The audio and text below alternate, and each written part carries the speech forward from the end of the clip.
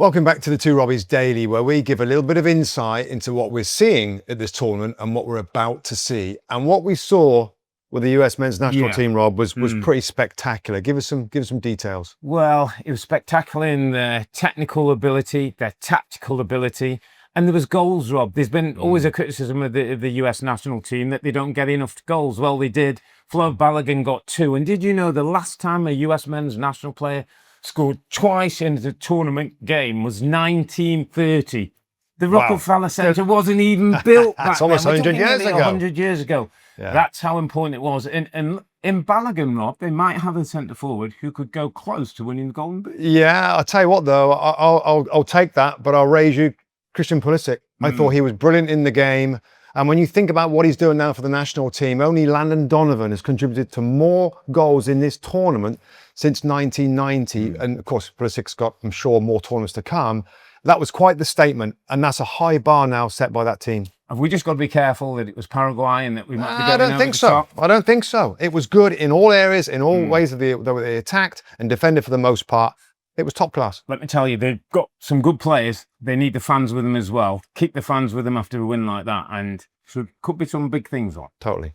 Next up, Brazil take on Morocco in a very tough test in their group in this tournament. And remembering, of course, that Brazil had their worst qualifying in the current format, Rob. Yeah, but once they get here in tournaments, they do pretty well. They've topped their group in every tournament since 1982. So Ancelotti will get his team going when they get here.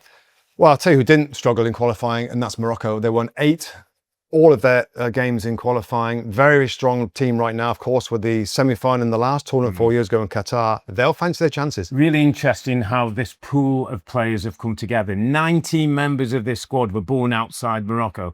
That's really interesting, Rob, because when we got to the World Cup with Jamaica, there was 8 players who were born in England who were brought into the squad. And I've got to tell you, there's a chemistry and a unity that comes when you're playing for the flag, wherever you were born. Kind of unite under the flag for the tournament. Very much. Cool.